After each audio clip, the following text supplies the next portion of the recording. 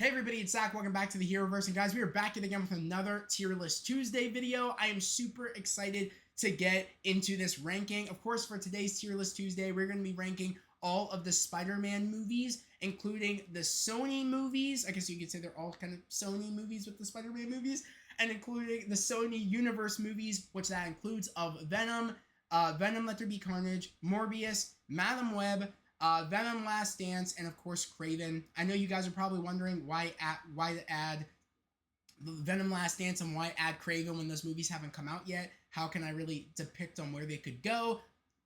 I can depict on where they can go by what the trailers have been like and kind of what I've been hearing about these movies. And I'm really excited to do this ranking, this tier list, because I know this is probably going to be controversial, just like my X-Men ranking and kind of Fox movie ranking was. Why you probably say that if you haven't watched my X-Men, I guess my Fox, tier list ranking of like the X-Men movies and stuff, is that it was very controversial because where I put New Mutants, where I put Days of Future Past, and where I put also X-Men, I think it was X-Men Apocalypse. So a lot of this is definitely going to be probably controversial in my ranking of this. Hopefully, I think there's going to be a lot of stuff you guys agree on where I put a lot of these movies. But I am excited to hear what your guys' kind of listing is, where you put a lot of the Spider-Man movies and where you put a lot of the Sonyverse movies. So I am excited to hear what you guys have to say about that. So yeah, really excited. But without further ado, we're going to kind of get into my order that I have these put in. Of course, I have Spider-Man, Spider-Man 2, Spider-Man 3, and of course those are the Sam Raimi movies. I have Mark Webb's movies, Amazing Spider-Man, Amazing Spider-Man 2, and then I of course have Spider-Man Homecoming. Of course, this is John Watts, so I have Spider-Man Homecoming, Spider-Man Far From Home, and of course Spider-Man No Way Home. And of course then we have the Sonyverse movies of Venom, Venom Let There Be Carnage, Morbius, Madam Web, Venom Last Dance, and Kraven the Hunter. So like I said, we're going to get into it right away. We have peak, good, met, bad, and really bad. Super excited to get into this, so let's get into it. Of course, we have Sam Raimi's Spider-Man 1. You already know I'm putting this movie on peak. This movie made me love Spider-Man. It made me fall in love with the character, introduced me to the character for the first time. I remember when I saw this movie, and I did not see it in the theater. I was not lucky enough to see this movie in the theaters. I can't remember how old I was when this movie came out. I was born in May 8th of 1999, so I can't remember how old I was at the time this movie came out, because it came out in the early 2000s. Who knows? But when I got to watch this movie, I had a smile from ear to ear. I was so amazed about this character, and get it, amazed. I was so just blown away about this character, and just the iconic sequences in this movie of, when Uncle Ben dies, him running in the alleyway, him putting on his kind of homemade suit, climbing up the wall, trying to go after the murderer that killed Uncle Ben, to then, making the drawing of his new suit and that pan of going through the spider, him swinging, saving people. Was it the Thanksgiving festival when he's fighting Green Goblin for the first time? There's just so many iconic moments. The end fight sequence where he is fighting Green Goblin, but also trying to save the children, but also trying to save Mary Jane. There's just so many great sequences, and I think we all agree on this. Sam Raimi gave us the best Spider-Man suit of all time. It is still a debate to this day of people saying that Sam Raimi's Spider-Man suit is still the best Spider-Man suit to date, and I can agree with that. Besides the End Swing No Way Home suit, to kind of like fight for that best Spider-Man suit kind of debate. I think that's the only one that's kind of a debate on which one is the best Spider-Man suit. Because yeah, the Amazing Spider-Man suits are cool, but I don't even think that it can even compare. Because when I see the Sam Raimi Spider-Man suit and when I see the End Swing suit, I have that. I'm like, oh, if I had to choose, if I had to get one of these Spider-Man suits, or they're in the kind of debate of, oh, I'd get both of those suits because I love those suits. If I had to own a suit, it would be both of those suits, if I'm being honest. Like of dream replica suits or just dream suits in general, those are the two suits I would own. Hell, I already own the End Swing suit.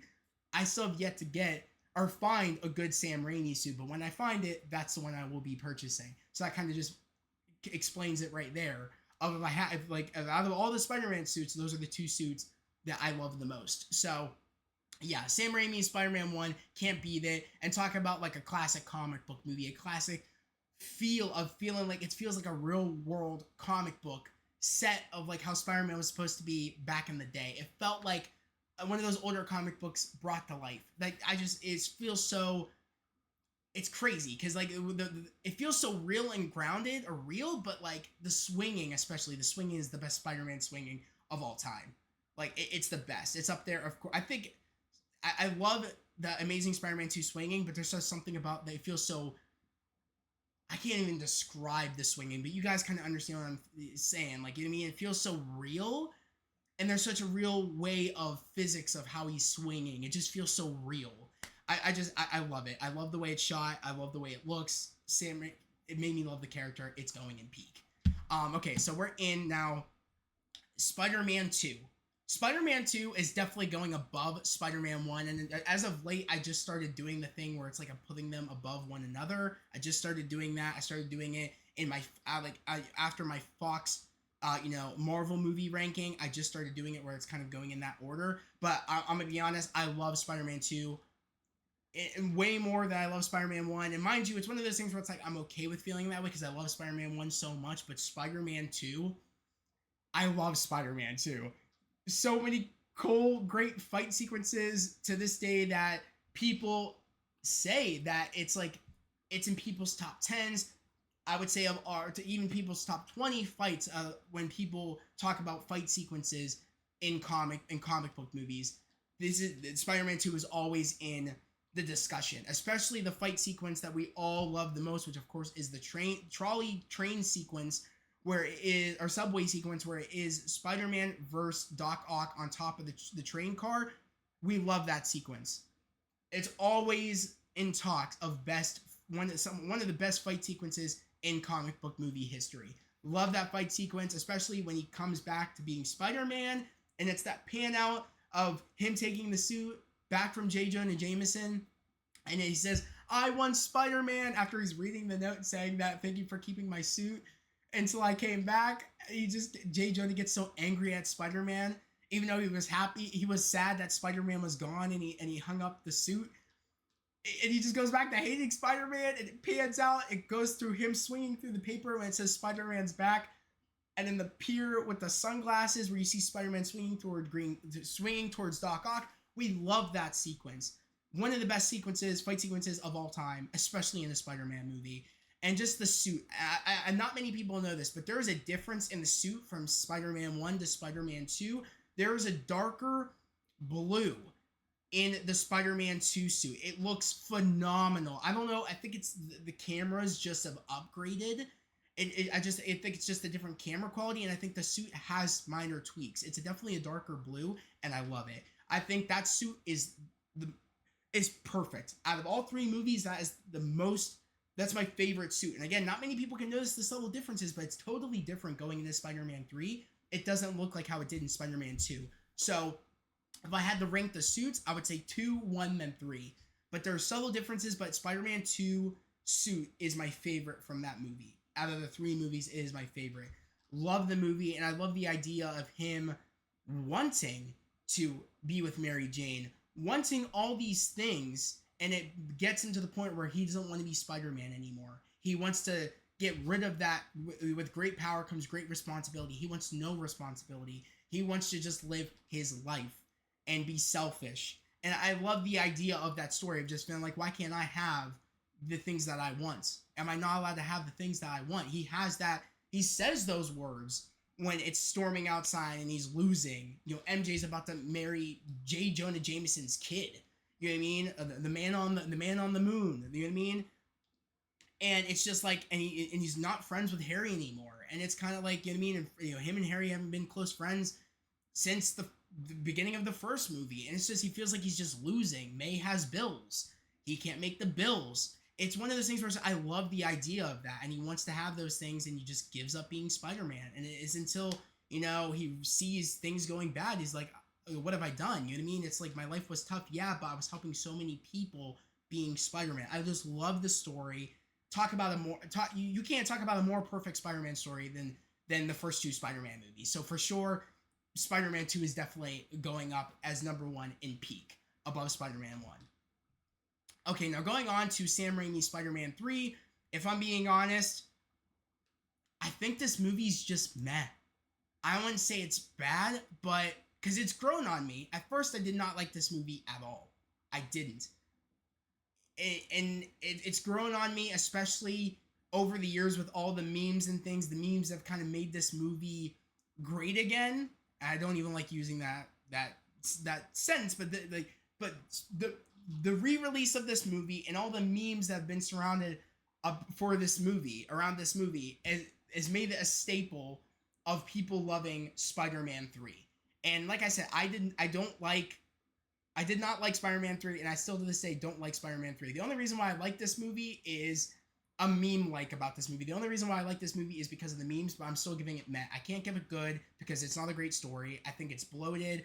Originally, Sam Raimi did not even want to have Venom. He just wanted to have the movie contain, I think, of Sandman, and also, I can't remember if it was, I think it was Lizard. Of Sandman and Lizard. No, yeah, wait, yeah, Sandman and Lizard. And in the fourth movie, he was gonna go with Vulture, but they never got a Spider-Man 4. They ended up switching directions. And then they went to, of course, Mark Webb's Amazing Spider-Man and Andrew's movies. But like I said, it was one of those things where it felt so bloated. Didn't like it. I don't like Topher Grace's Venom. Worst Venom of all time. I think, hate to say it, but I think, wait, I can't remember. Why can't I remember his name? Tom Hardy's Venom, I think, is a better Venom than Topher Grace's Venom. I do gotta say so with that. Because it's like the way he acted, what is it? Tom Hardy acts is very Eddie Brock, and he gives off Eddie Brock vibes.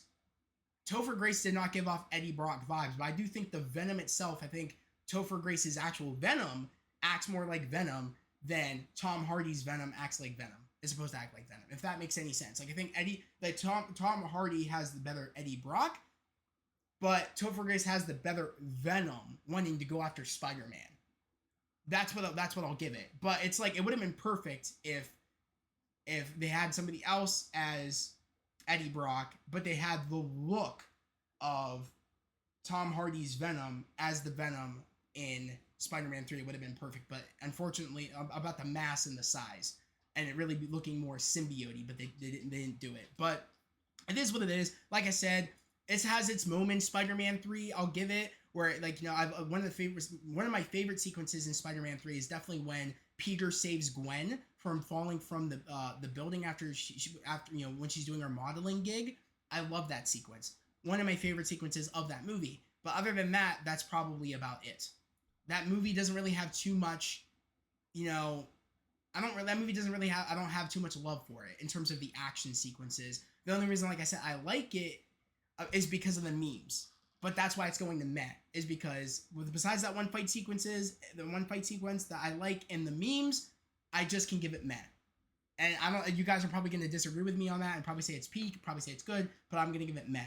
The only reason I think a lot of people are saying that they like the movie is because of the memes. The movie is very memeable. The movie is the most memed movie out of all three of the movies. Because it's ridiculous. Even Sam Raimi I feel like has learned to love this movie a little bit more because people have learned to love the movie because of the memes. I think that's one of the reasons why he likes it so much now, is because it's so memed. And people love the movie because of the memes. If you can't admit that, you're lying to yourself, because this movie is the most memed. And I think that's why people love the movie so much. I love the movie because of the memes. But I don't love the movie because the movie is not great in terms of the writing and in terms of the character arc that Peter goes on in that movie. I think it just falls flat. And I think we have a better symbiote story hopefully coming with Tom Holland's Spider-Man. I think we're going to have the best, hopefully, symbiote story of all time with Spider-Man. Hopefully. I mean, and that's hard to do because we have, the game of the game of Marvel Spider-Man 2 on PS5, and we also have storylines with the symbiote suit in Spectacular Spider-Man. So it's a hard beat, but I think with how the Spider-Man movies have been going, I think that we could have probably the best symbiote storyline of all time, and performance by Tom Holland with the symbiote suit. But like I said, I'm giving it meh because, like I said, the story just ain't it. But I do love it because of the memes. But like I said, story isn't, it doesn't hit, so it can't get good and it can't get peak. Going on to, of course, Amazing Spider-Man 1. Amazing Spider-Man 1, I love. So I'm gonna put that at number 3 for sure. I love the direction of Amazing Spider-Man 1. Now, mind you, I think Andrew Garfield, I think, gives a very good essence of Spider-Man. And I do like the smarts of the Peter Parker, but I just think it's that it's the weird awkwardness that I don't like. It was a weird kind of like, he felt very, I hate to say it, emo. I know a lot of people aren't gonna agree with me, like very like, yeah, it's just, he just felt very too like emo-y. His awkwardness felt like emo to me, and I don't think it's as bad now when I watch it, but I did think before, I was like, dude, you, and mind you, I love Amazing Spider-Man 1 still to this day. I never did not like the movie. I just always didn't like kind of like how his Peter Parker was acting in Skull, about the kind of like the angsty emo, like, you know what I mean? Like, I felt that was a little bit weird. But I think in terms of Spider-Man portrayal, he gives off the best performance of Spider-Man, of the quips and everything. And I think in terms of the way he moves, he gives the best performance as Spider-Man. Him and Toby, I think, but him, I would say a little bit more in terms of the swinging and the movements of a spider. I think Andrew gives off the best interpretation of a spider, like Spider-Man is, like the movements and the flips and the tricks and the swinging. I think he gives the best performance of that. But I think Tom might give the best performance as Peter Parker, and I think, you know, Andrew might give the best performance of the acrobats and also the quippiness. But I think in terms of like the how Spider-Man acts, of the look, I think of like just like the posture, I think Toby gets that. And how he acts as Spider-Man as well. So it's one of those things. So, like I said though, I love the direction they were going with, especially the lizard. We haven't seen the lizard. Again, that's where they were going to go for Spider-Man 3, but Sony said, we were shoving Venom in there. We want Venom. Stupid ass decision, because I think with a lizard, with Kurt Connors and what they build up in Spider-Man 2 to 3 could have been perfect, because that relationship with Kurt and Toby's Peter, I thought was great. What they built up in Spider-Man 2, but Sony said no, and they ruined that. We could have the most perfect trilogy with Toby's Spider-Man if it wasn't for Sony interjecting and ruining Sam Raimi's vision. I'm still forever pissed at them about that. But like I said, love the direction with the lizard. Love the direction with this variation of Peter Parker. I would some say that Andrew has the best overall of sorts, but like I said, it's just not quite there. I think he gets a little bit better in going into Amazing Spider-Man 2 than him acting as Peter a little bit in Amazing Spider-Man 1. There's elements. You know what I mean? I think he's not so emo-y in Amazing Spider-Man 2 than he is in Amazing Spider-Man 1. You just know what I'm talking about. That skater boy, like keeping to himself, but it feels a little weird, like over almost too weird. I don't know. You guys know what I'm talking about. It works, but he gets better in Amazing Spider-Man 2 of the balance, because I think he gives some of the best portrayal of acting like Spider-Man. The quips are the best out of all three Spider-Men. He gives the best quips and just gives the best in terms of the moving like a spider. I just feel like the action was also probably some of the best swinging and action in Amazing Spider-Man 1, of the visuals and just everything. I think Mark Webb really had something special with, you know, for his trilogy of movies, because they were going to do three movies or 4 movies, but it didn't get that far. But yeah, I love Amazing Spider-Man 1. I loved it on my rewatch because I rewatched all of Sam Raimi's Spider-Man movies. I rewatched all of Andrew's Spider-Man movies. I think. No, I just rewatched Amazing Spider-Man 1. I didn't watch Amazing Spider-Man 2 in my rewatch of when all the movies came out again. I think it was this past year, I believe. I just rewatched Sam Raimi's, and I rewatched Amazing Spider-Man 1. I didn't rewatch Tom's, and I didn't rewatch Amazing Spider-Man 2. But on my rewatches of Amazing Spider-Man 1 and both Tobey's first 2 movies, loved it. I was like, I feel so, like, I felt so, like, I'm glad, like, so reassured of, like, I'm so glad I think this way about these movies, because they truly are the best Spider-Man movies right here. And they both have their, like, elements of them that makes them all great Spider-Man and great Peter Parkers. You know what I mean? But I'm just telling you what I think about what makes them parts of being a great Peter Parker, but also parts that make them a great Spider-Man. But like I said, I love the first, especially I'm trying to remember her name. That plays Gwen Stacy in here. I can't believe I'm yeah, Emma, yeah, Emma Stone. Yeah, Emma Stone. Emma Stone is the best Gwen Stacy. Way better than can't remember her name. But the girl that was in Spider-Man 3. I think her name is Bryce Dallas Howard. I think that's her name. I think Emma Stone does a way better job as Gwen Stacy than Bryce Dallas Howard. So yeah, like I said, Emma Stone killed it. She killed it in the second one. I just said killed it in the second one. Rip. But yeah, like I said, always love rewatching this movie, and I think it's the best. Out of the two Mark Webb movies. But like I said, yeah, I also think that his Mark Webb's universe for Spider-Man, like New York, I think is it feels like how Spider-Man's New York should feel. I think it has the best. It's the best world for Spider-Man. I think it just feels the best. It feels like Spider-Man's New York. I think way better than Tom's, way better than Tobey's. Andrew Garfield had the best feel of it feeling like the Spider-Man New York. I think the MCU still doesn't feel like the Spider-Man New York that we all kind of know from the cartoons, the comics.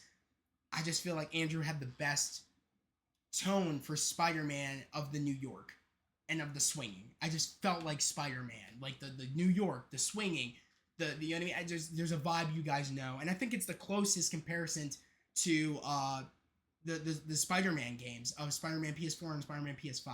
I think it feels like the closest comparison, which is a great compliment because I love the Spider-Man games on PS4 and PS5.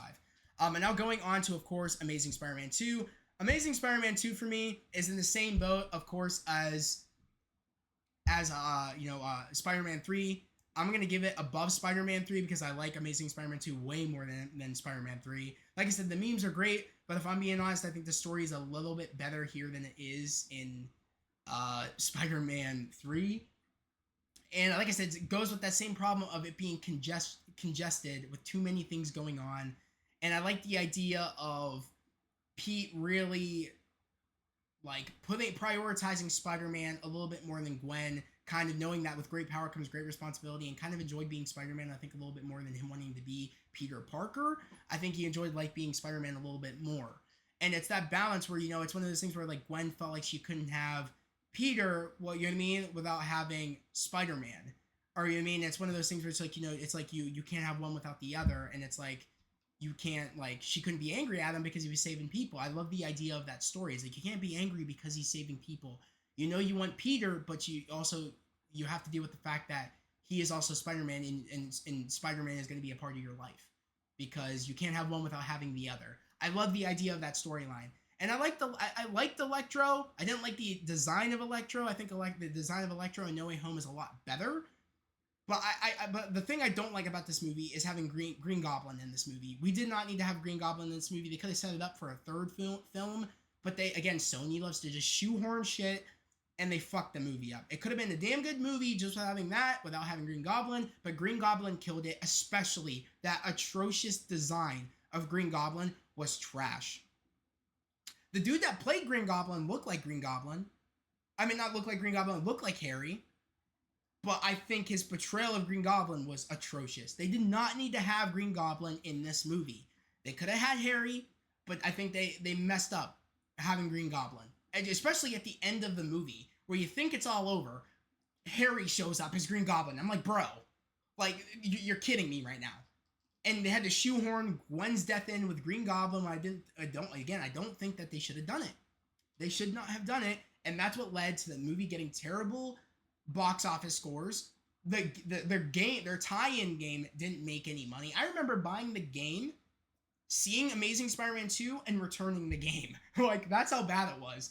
I was like, and mind you, I did not like the movie when I first saw it. It wasn't until on my rewatches, I'm like, the only way I like this movie, the only sequences I like about this movie, is him fighting Electro at the end of the movie. The sequence in the beginning of the movie, I think, is the best swinging sequence. And again, we all talk about this. Not just me. We all talk about this is the closest interpretation of the best Spider-Man swinging and what people think when they think about Spider-Man swinging is the opening sequence of Amazing Spider-Man 2. And why people say that Mark Webb's Spider-Man movies with Andrew have some of the best swinging and the best feel of a Spider-Man New York, and why people love those movies so much, of mainly this Amazing Spider-Man 1. I feel like the only reason why people say they love Amazing Spider-Man 2 is because of the opening sequence, and that's really one of the reasons why I'm saying I like watching that movie, because of that sequence and because of the end sequence. That's about it. I think, like I said, and like the story elements here and there, but I don't think that story is better than Amazing Spider-Man 1. And I don't think that I can give this movie a peak, because, again, that the only sequence I like that really makes me like the movie a lot is the opening sequence, and it's the swing sequence. When he's up so high, he's doing all the thing. That's like the only thing I like rewatching really about that movie, is that sequence. But I can't give it peak. It can't go up there. It falls into the same shit show of it being congested. The story falls flat because it's congested, and the characters shouldn't be character thing, like direction shouldn't go the way they should go, and it's due to the fact of Sony interjecting and kind of putting their own spin on things when they shouldn't be doing that, and they should let Mark Webb cook.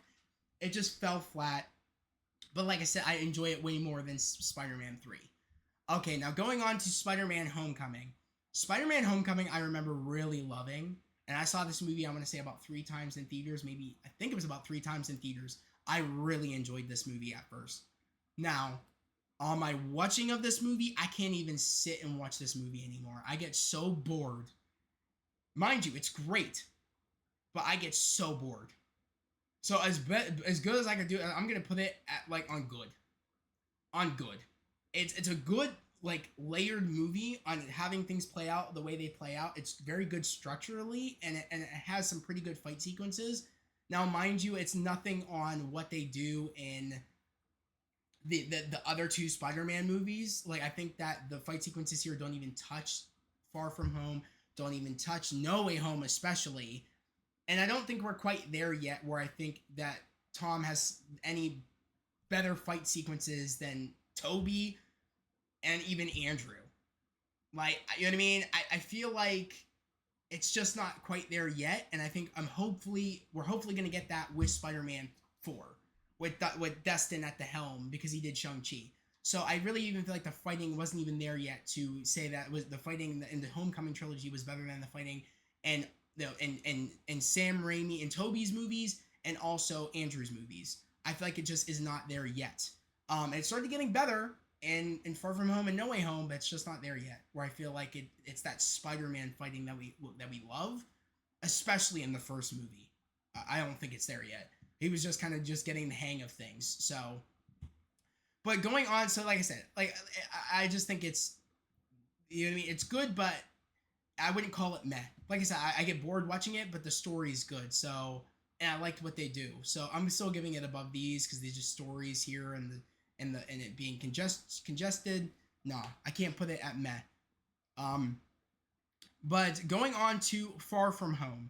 Far From Home, it runs into that same issue where I don't see myself rewatching Far From Home a lot. But I feel like if I had to watch, I don't know, it's one of those things where it's like, if I had to watch one or the other, would I watch Homecoming over Far From Home? I don't know. I don't like the vacation side of thing about Far From Home.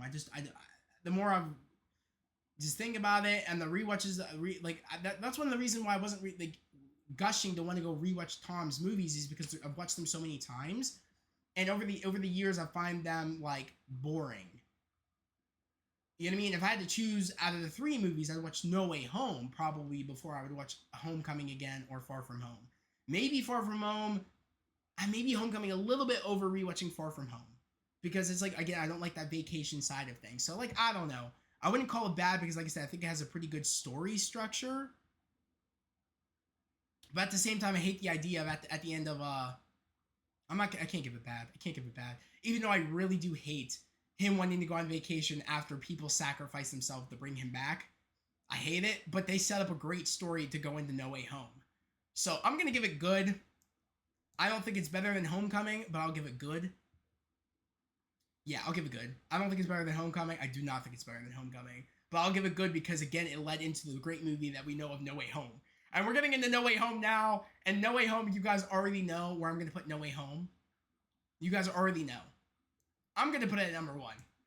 I'm going to put it at number one. That's how I'm going to do it because No Way Home is the best. No Way Home is a celebration of all of us loving each individual Spider-Man.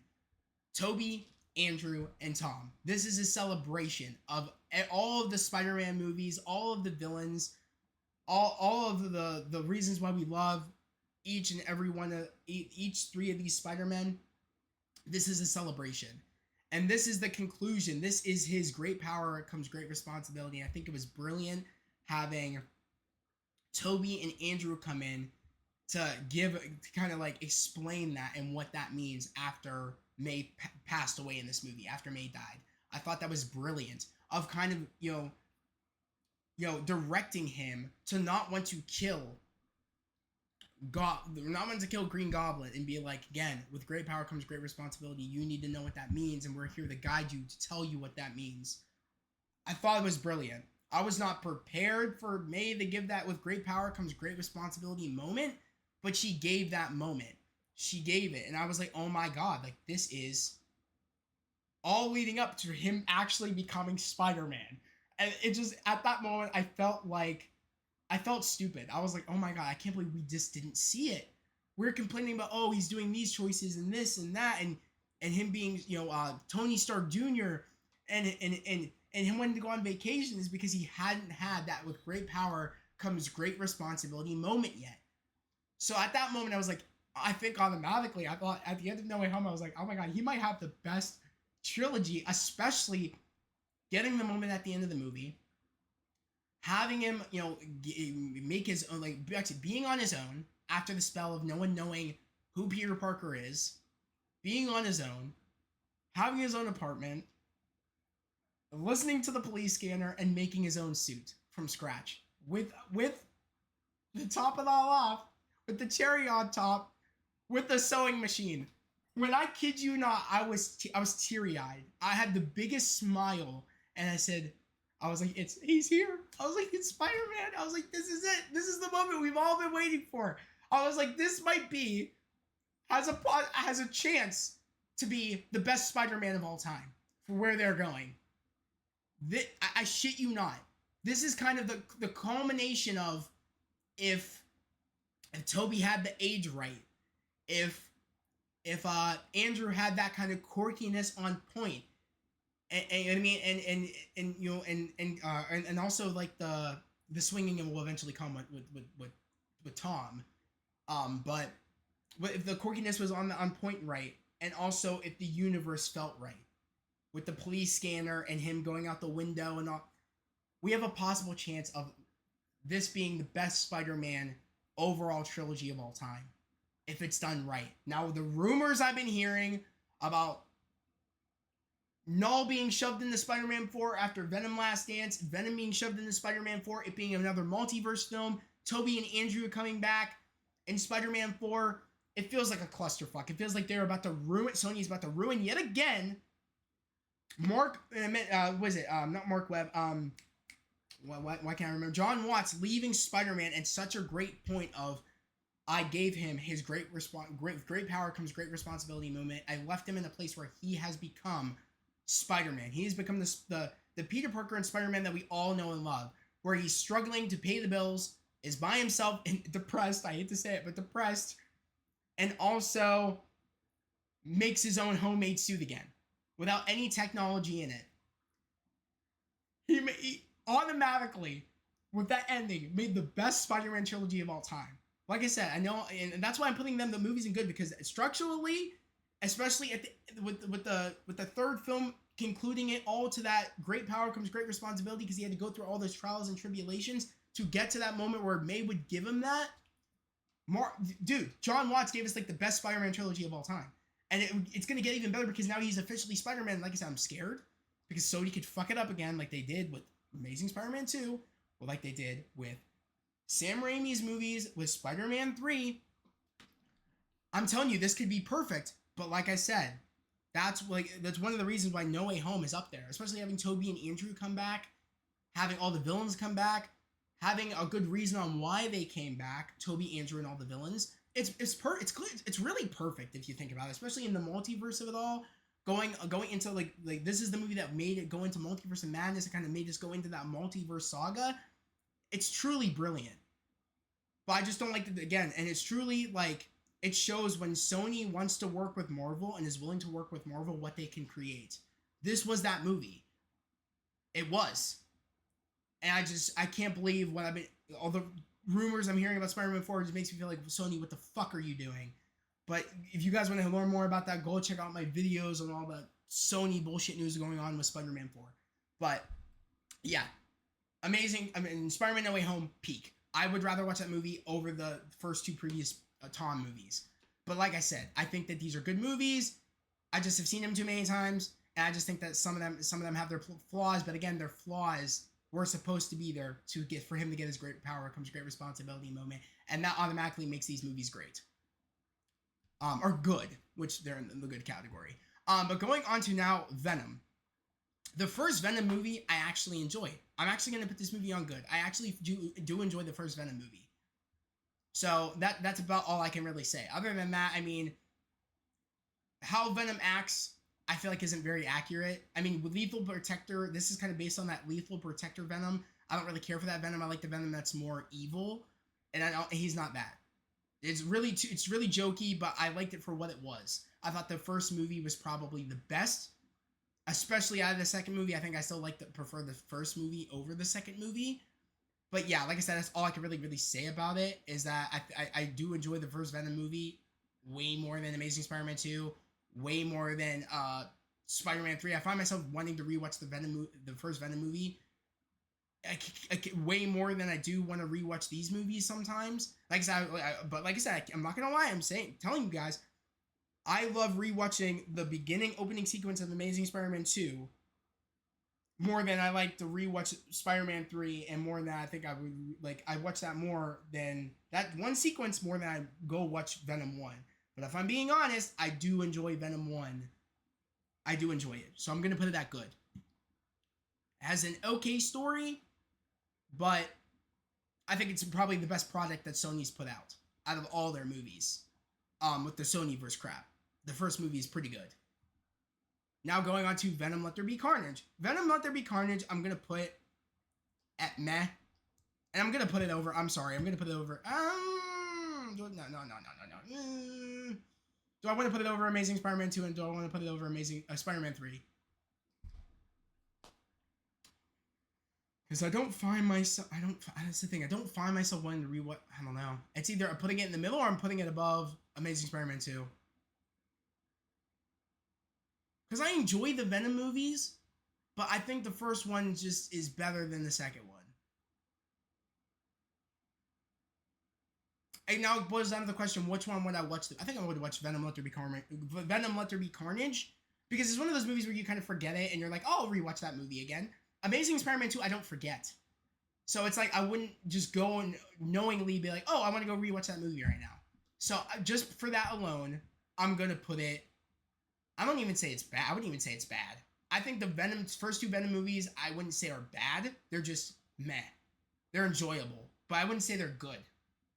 You know what I mean? So I'm gonna put it... I think right with my chest out, I feel okay with putting Let There Be Carnage over Amazing Spider-Man 2 and over Spider-Man 3. I know you guys are probably gonna think I'm crazy for that, but again, this is just my ranking. I want to know what your thoughts are down in the comment section below.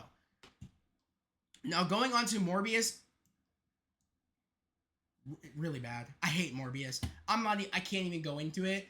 I mean, besides, and if you know, you know, bad, really bad. Never care to want to watch that. I can never put myself through watching that movie again. No. Madam Web. Really bad. And I can't even say it's worse than Morbius. That's crazy. I know. I can't even say their worst movie, which again is Morbius, is worse than Madam Web. I can't even say that, which is insane. Madam Web happens to somehow be worse than Morbius. I don't understand how that's possible. And I know my sister was like laughing her ass off when I said that. I was like, I don't know how they did it, but they made Morbius look good. I don't know how they did it. And again, these trailers did not do it for me. I thought this movie looked like a CW movie. When we got those Madam Web trailers, I thought that suit looked so great value of the villain. I can't remember the villain's name. Um, I think it was Ezekiel Sims. I'm shocked that popped into my head. I give me bonus points for remembering that name. The past times I've tried remembering that name, I couldn't even think of it. But yeah, this is a movie I try to forget exists because it's so bad. I think I'd feel a little bit more proud to say knowing that Morbius exists than Madam Web. Morbius, I actually sat all the way through, laughing and quietly enjoying myself because I just thought it was so funny and trash. And I'm not gonna lie, Matt Smith saved that movie, not saved it, but like saved my sort of me enjoying only because Matt Smith's performance and him doing the funny ass dance that the movie is known for. It's not even known for Jared Leto's performance. It's known for Matt Smith doing this, and that made it funny for me, and where I feel like I'll always remember that movie because of that. There is nothing memorable about Madam Web. I want to forget this movie even existed. I walked out of this movie. I didn't even walk out of Morbius, and I walked out of Madam Web. That's crazy. Crazy work. I remember leaving in the middle of Madam Web, going out to make a TikTok to say how bad the movie was. Shit you not. It was so bad in the first couple of minutes of the movie. I was like, oh my god. And it got progressively worse. But still, I had to go out of the theater, and legit make a TikTok. My bro was like, no, maybe you'll get better. Maybe you'll get better. That's what Troy said. He's like, maybe you'll get better. You never know. My bro Sam was on his phone the entire time drawing pictures, saying that he was. Me and him were both saying, dude, I want to leave. Like, we're like, let's just like I kind of want to leave. Let's get out of here. But yeah, it was crazy. Guys, give me one quick second. My brother's calling me. What's up? I'm doing something. Okay, well, I'll come up soon. Bye. Sorry, guys. My right now I'm filming this late, and dinner's done. So I don't know. It's like I think it's like 8:12. Sorry about that. Sorry for the interruption. I got like 3 calls. One for my mom, one for my dad. I think it was like well, yeah. I think it was one for one for my mom, one for my dad, one for my sister, and then one for my brother. It's crazy. We're telling me dinner's done. I told him I was doing this, so sorry. Forgive me for that. But now going back to it, it's like yeah, like it's crazy work that my friend was drawing. My friends would give it a minute, and then me and my friend Sam were like, we want to leave. Well, my bro Troy wanted to stay, and we're like, okay, we'll stay. Fuck it, we're already halfway through. I was like, whatever. And then he realized, yeah, the movie was bad. We should have left. I'm like, yeah, we should have left, but we sat there and we watched it. I was getting ready to ask for a refund too. Like halfway through the movie, I was like, I want to ask for a refund. I don't know why I paid for this. So I try to forget this movie even existed. And it's crazy to me that Sony was able to make a worse movie than Morbius. Round of applause for Sony because they're the only ones that can do it. Okay, going on to, of course, the last 2 movies on our list. Of course, are movies that aren't even out yet. Funny thing is, Craven was supposed to come out, I think, 2 years, like, I think it was last year, in 2023, and then it was supposed to come out, I think, the year prior. I think this movie's been moved about 4 times. I think it's been moved. I think Madam Web might have been moved a couple of times as well. I'm not exactly accurate about how many times they've moved, but I think that both of these movies, Madam Web and Craven, moved about 3 or 4 times. And Craven's not supposed to come out until December. This movie, I think, was supposed to come out in October or September. And we're in September, on our way going into October. It's insane that this movie's been moved to especially around Christmas. People, a terrible timing to go see a movie, like to see that movie in Christmas. That movie should have came out in October. Hell, Craven. Actually, we're not even on Craven. We're not even on Craven yet. We'll get to that. But yeah, like we're on movies that aren't even coming out yet. But I know kind of from where the trailers where I'm gonna put them. If I'm being honest, I think just that alone of how I'm feeling, I think Craven. Or I think Craven. I'm gonna do a Craven first because we're gonna talk about like Venom Last Dance in a minute. But yeah, Craven. Yeah, we'll talk Craven first. Let's talk Craven first. We're not even gonna go in the order of doing Venom Last Dance first. But Craven, this movie has been moved a couple of times. As I said, I think it was supposed to come out in 2023. I think that's when we started getting trailers for it, and when we started getting news for it. I think, or we started getting news in end of to mid 2022. Trailers in 2023 maybe, and then we started, and it was supposed to come out in 2023, but it didn't. So now it got moved again. It was supposed to be in September or October, but it got moved to now to December of 2024. This movie should not be coming out in December around Christmas time. This movie should have came out last year to promote or get it could have been brilliant because Spider-Man 2 PS5 had Craven. This would have been a brilliant opportunity to play the movie and get people to learn more, maybe move up the movie, get people to learn more about this movie, learn more about the character for the game, and then maybe say, guys, if you go see this movie, we'll give you a sneak peek for Spider-Man 2 PS5. Brilliant marketing, I know. A normal person can come up with that. Sony, on the other hand, are dipshits. They couldn't even think of that. I thought of that. I told my bro, you know what would have been brilliant? Give people a sneak peek to Spider-Man 2 PS5, and also, you know, you go see this movie to learn more about the character, and then get a sneak peek for Spider-Man 2 PS5. It would have been brilliant. But Sony, you're dumb. They didn't think of that, and they moved this movie like 10,000 other times. I'm pretty sure also Craven had reshoots. I think, could be wrong. I feel like automatically I always want to think that Sony Spider-Man movies always go through reshoots. Not in the MCU Tom's movies, but their Sony universe shit.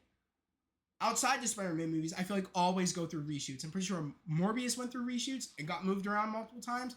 Madam Web got moved around multiple times. I'm pretty sure that had reshoots. Craven got moved around multiple times, had reshoots. And even Venom Last Dance, I think, moved a couple of times and also had reshoots. I think also Venom Let There Be Carnage got moved around and might have had reshoots. Besides the point, yeah, I think this movie, out of the two, I think it's going to be bad. I think this movie's going to be really bad, if I'm being honest. Do I think it's going to be worse than Morbius? No. Do I think it's going to be worse than Madam Web? Hell fucking no.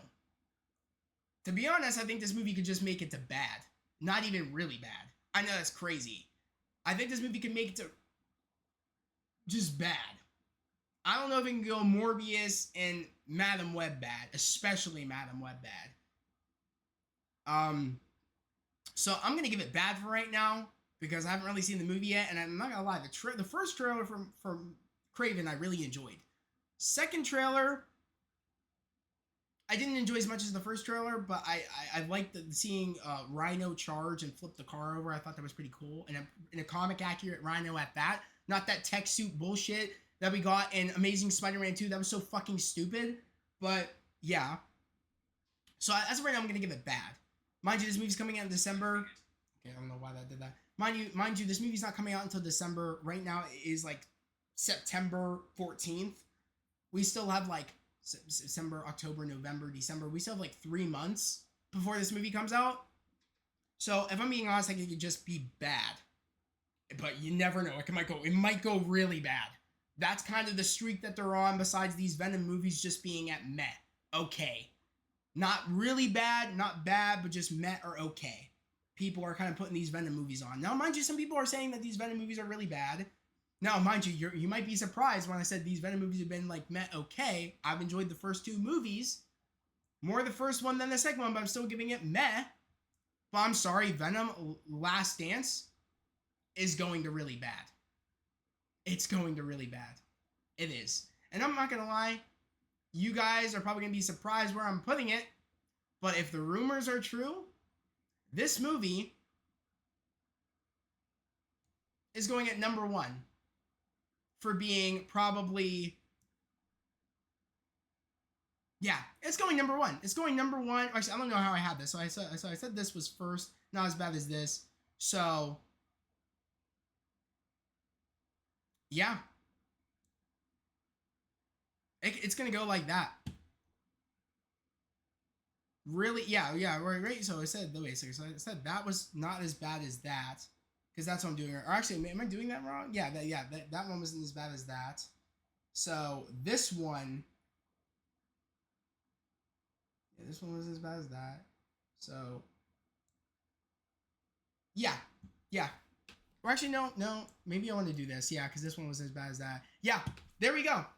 This has an opportunity to be the worst one because I'm going in like, okay, Morbius was really really bad, but not as bad as Madam Web. And like I said, Craven I'm gonna put on just bad because it can go really really bad. But I've sort of been liking the trailers.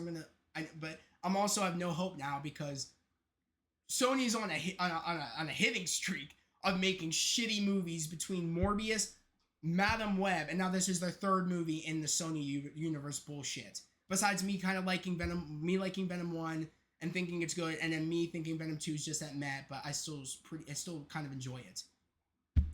And like, but I'm sorry. This is kind of the order I'm going in. And really bad. Morbius, not as bad, but like really bad. Unbearable. But I'm telling you, Venom Last Dance is going above Madam Web because Madam Web is not touching the Tom Holland Spider-Man movies. It's not touching it. It's still its own thing. Now, mind you, they can still connect all this bullshit. I don't know. I'm really worried that if Venom's going to be connected, Madam Web and all this other shit's going to probably come in. Hopefully, Sony's not that dumb, but they're on a hitting streak for being really, really dumb for the past couple of years. So, and everything you guys know, all the rumors that have been coming out about, and mind you, the trailers for Venom Last Dance, I've been hating. Now, to be honest, I have not been hating these Venom Last Dance trailers more than I've been hating the Madam Web trailers. But on terms of what this movie could be doing, mind you, to ruin Spider-Man 4, I want to put it here above me really hating it above Madam Web. But since I really don't know how this movie's going to play out, and mind you, I'm not seeing this movie until probably it comes out on DVD, and I don't know if this movie is going to connect to Spider-Man 4, but if it does connect to Spider-Man 4, I have all happy with my choice of putting it above Madam Web, of me hating Venom Last Dance more than I hate Madam Web. Because at least that movie is not touching. That shitty storyline isn't transitioning and going into the MCU and ruining Spider-Man 4. See what I'm saying? So that's the only reason why I'm putting it here, because this movie has the opportunity, Venom Last Dance, this shitty storyline, because the trailers are shit. We've had 2 trailers now for Venom Last Dance, and I think the trailers have been shit. This movie looks like the shittiest, looks like, again, where Sony has that problem with that third movie. And again, the third movie for Andrew was Amazing Spider-Man 2. It was that third movie rookie mistake. But it's not even a rookie mistake anymore for Sony and making that third movie congested as fuck. But it just so happened to work with Tom's movies is because Marvel's been involved. MCU. The MCU's been involved. But yeah, when that 3 strikes you're out, and they're making it a 3 strikes you're out with this third shitty Venom movie. I didn't think that it could get worse from Venom Let There Be Carnage, but they happened to make a way where it got worse than Venom Let There Be Carnage with this the Venom movie, with Venom Last Dance. It's ridiculous. Ridiculous. The plotline shit. They ruined canon of taking out the symbiote of Spider-Man 4. I heard people were saying symbiote's still in the universe of the MCU, but clearly, from what we're seeing from the trailers, it's not. They uncanonized to benefit their shitty story in Venom Last Dance, which automatically puts this movie worse than Madam Web, because they are messing with the peak and the great potential of Tom having the best Spider-Man movies, the best Spider-Man trilogies, by shoehorning this Venom shit and shoving it in the MCU to cling on to life, because their Sony Spider-Man universe is failing miserably. And they're taking the one good inkling, or if that's even how you say it, the one good sort of semi-product, which is the Venom movies and Venom franchise, and they so happen to make this last movie shit, and they're trying to shoehorn that shit of this third film and ruin Spider-Man 4, which makes me so pissed off. So automatically, that's why I'm saying that Venom Last Dance is going worse over Madam Web. And I know that's crazy, but I have merit to this, because I wouldn't say this if they weren't connecting or possibly connecting Venom Last Dance into Spider-Man 4. But if that's what they're doing, I say it's worse than Madam Web. It's crazy, but I say it's worse than Madam Web. I'm gonna be honest. Now, mind you, if they don't connect it to Spider-Man 4, then I'm gonna do a flipperoo, where I say I say that Venom Last Dance might be better than Morbius and definitely better than Madam Web. But if that's not the case, I think Morbius is better than Last Dance, and I think Last Dance is worse than Madam Web. Or I guess you could say, yeah, it'd be like this for like worst to greatest. There we go. Worst or best to greatest, not worst to greatest. Or if we want to do worst to greatest, then it'd be like this. I mean, let me switch those. Like worst, like worst to greatest. It'd be Morbius would be the greatest movie out of these three movies. But we're doing best to greatest, so we're gonna do this. Or best to worst instead of worst to greatest. So that's what I'm saying, man. Like it's crazy, but I think that that's an opportunity where, if they connect it, then Madam Web is automatically not the worst movie anymore. It's definitely going to be Venom Last Dance. But like I said, I don't know. So in the meantime, I think, since we don't know if they're connecting it, I think that it's going to be out like this. I think Craven I'm going to enjoy a lot better than Venom Last Dance, because I just don't like the look of the trailers of Venom Last Dance. So I'm going to put it here for right now. But I'm saying if they connect it, it's going to be worse than Madam Web. Because I think Morbius is better than Madam Web. But like I said, if they connect Last Dance and ruin Spider-Man 4, then Madam Web is better than Last Dance. But as of right now, I'm just going to put it, I think Craven's going to be better than Last Dance, and that's how I'm going to leave it, guys. I just want to say thank you to everybody that came and joined my Spider-Man and Sony Universe movie tier list. I hope you guys enjoyed it. I enjoyed it. I know there's probably a lot of controversial things in here, especially putting Amazing Spider-Man 2 and Spider-Man 3 at meh. But especially having Venom Let There Be Carnage above Amazing Spider-Man 2, that could be a thing where that could be a flipperoo for me. I wouldn't mind to just flip that. You know what I mean? If that could be something that I could just flip if I wanted to.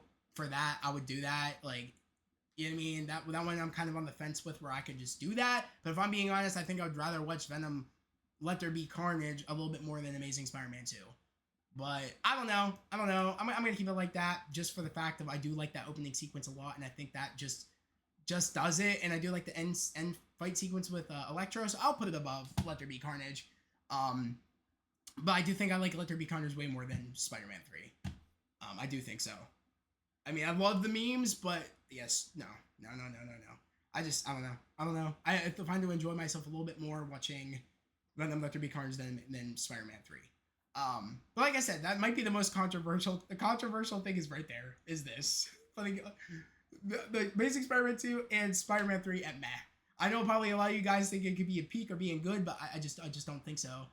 Like I said my points of the things I really do like about Amazing Spider-Man 2, but I don't think it could even really necessarily probably even go on good. It's just that fill-in bullshit that I'm just like, I don't know. And you're probably gonna think of why put Venom at good. I don't know, but at the end of the day is my ranking. And I'm just glad, you guys came in here, and I want to hear your guys' thoughts. This is supposed to be a fun conversation. Of course, be peaceful down in the chat, because this will be your premiere. So please be civil. Let me know why you disagree with me. And also, let me know why you agree with me on a lot of this thing. Do you agree with me saying that if they connect Venom Last Dance into Spider-Man 4 and do all that rumor shit that we're hearing, do you agree that Madam Web is actually better than Venom Last Dance automatically? Or do you think, no, they could still possibly, do good if they connect Venom Last Dance going into Spider-Man 4? Let me know your thoughts. I don't think this, but if Venom is in Spider-Man 4, it could be good. I really don't think so, especially if the rumors are true. I don't like the sound of it. It's going way past, my exception of it being a multiverse movie with Destin. I like the idea. That kind of made me like the idea a little bit more than I did. It kind of opened my eyes maybe to the idea of like, okay, maybe I'd be down for a multiverse movie because Destin can still give us that ground level, but also give us that multiverse. But if you're bringing in all the Venom's baggage when it makes no sense for them to interact, it makes no sense for them to fight, it makes no sense for his villain to be his Tom's villain in the MCU off of the third Venom movie. I just know. I just find it where I feel like I could be justified to put it worse than Madam Web. Because at least Madam Web's garbage did not affect Tom Holland's movies, especially one of the movies that we're all looking forward to now officially having Spider-Man. It pisses us all off. So, like I said, can't wait to hear what you guys have to say. But as always, guys, that was my ranking of all the Spider-Man movies and the Sonyverse movies. I hope everybody has a great day, a safe day, and I'll catch you guys next time. Peace.